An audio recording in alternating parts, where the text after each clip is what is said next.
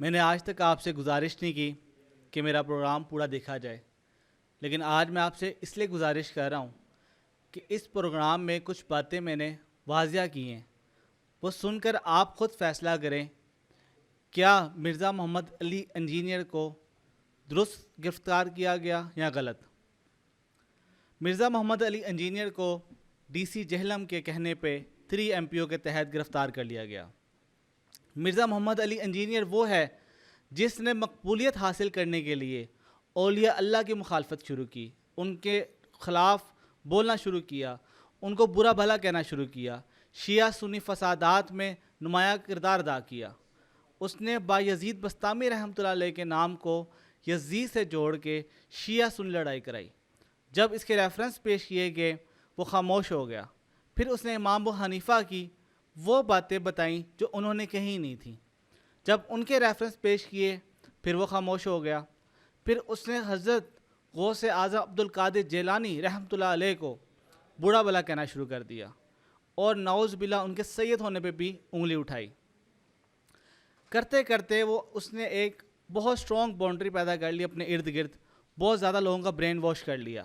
اس کو پتہ تھا جو میں ٹاپک لے کے چل رہا ہوں، ایک لبرل لوگ جو ہیں یہ اس کو سپورٹ کریں گے اور ان کی سپورٹ سے اس کو پیسہ آئے گا، ویوز ملیں گے، اور جو مخالفین ہیں وہ جو اولیاء اللہ کو ماننے والا ہے، جب ان کو پتہ لگے گا یار اس بندے نے کہا ہے، وہ سرچ کریں گے یوٹیوب پہ یار اس نے کہا ہے کہ نہیں، وہ بات سنیں گے۔ سننے کے بعد کیا ہوگا کہ اس کی ویوز آئیں گے، اس کو پیسے ملیں گے۔ کئی لوگوں نے کہا اس کے جو اپنے شاگرد جن لوگوں نے اس کو چھوڑ دیا، ان لوگوں نے بیان دیا کہ اس کا تعلق قادیانیوں سے ہے۔ اب یہ قادیانی ہے کہ نہیں یہ اللہ بہتر جانتا ہے، لیکن انہوں نے اس کا تعلق قادیانیوں سے ہے، انہوں نے کنفرم کر دیا، ان کا ہمارے پاس ثبوت ہے۔ اس کے بعد کچھ لوگوں نے کہا ان کا تعلق الومناٹی سے بھی ہے۔ اچھا یہ بات تو سمجھ ہی نہیں آئی، الومناٹی سے کیسے تعلق ہے؟ ریسنٹلی انہوں نے جب دیکھا کہ اب عوام ان کے ساتھ کھڑی ہے، کافی حد تک جوان نسل کو انہوں نے خراب کر دی ہے، وہ ان کے شانہ بشانہ ہے، جو آرڈر کریں گے اس کو مانیں گے اور لوگوں سے بدتمیزی کر کے جواب دیں گے۔ یہ وہی لوگ ہیں جب خادم حسین رضوی صاحب گستاخی رسول کرنے والے کو گالی دے رہے تھے تو کہہ رہے تھے ممبر پہ بیٹھ کے مولوی گالی دیتا ہے۔ آج یہ وہی لوگ جب یہ گالی دیتا ہے تو اسے اپریشیٹ کرتے ہیں اور شیئر کرتے ہیں اور لوگوں سے بدتمیزی کرتے ہیں بجائے اس کے کہ ٹو دا پوائنٹ بات کریں۔ ٹھیک ہے، اب کیا ہوا کہ اس نے ایک شو میں بیٹھ کے نعوذ باللہ نعوذ باللہ نعوذ باللہ خاتم النبیین رحمۃ اللہ علیہ محمد مصطفیٰ صلی اللہ علیہ وسلم کی گستاخی کی۔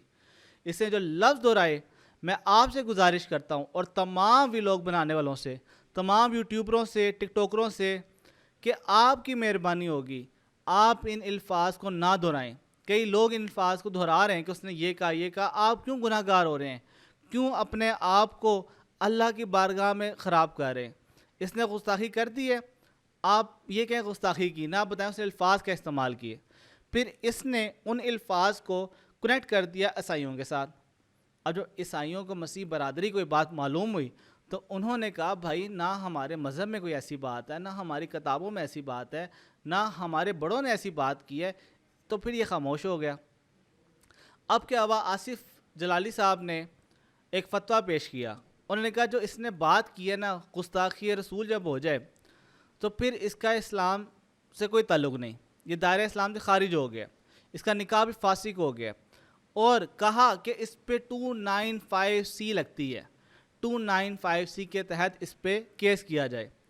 تھوڑے ہی دنوں میں کافی زیادہ جتنی مذہبی جماعتیں تھیں تمام متحد ہو گئیں اور انہوں نے بھی یہ اعلان کیا کہ دیکھیں اب بہت ہو گئی، گستاخی کر رہا تھا، لڑ رہا تھا، بدتمیزی کر رہا تھا، لوگ سپورٹ کر رہے تھے، وہ لوگ جن کا دین اسلام سے تعلق ہی نہیں ہے، جنہوں نے کبھی نبی پاک صلی اللہ علیہ وسلم سے گہرائی سے محبت ہی نہیں کی، وہ لوگ اسے سپورٹ کر رہے تھے، اور نے کہا ٹھیک ہے اب جو اس نے حرکت کر دی ہے ہر حال میں 295C اس پہ لگنی چاہیے، اگر نہ لگی تو پھر ملک کے اندر وہی حال ہوگا دھرنوں کا، لڑائیوں کا۔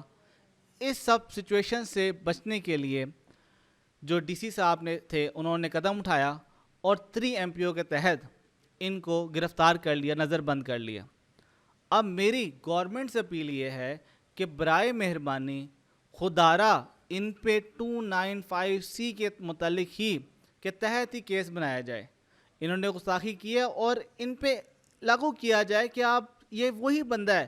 جس طرح عمران خان کے بارے میں آپ کا موقف یہ ہے, ہر بندے کا اپنا موقف ہے, گورنمنٹ کا موقف بتا رہا ہوں, اپنا نہیں بتا رہا, کہ اس نے عوام کو خراب کیا, بدتمیز کیا.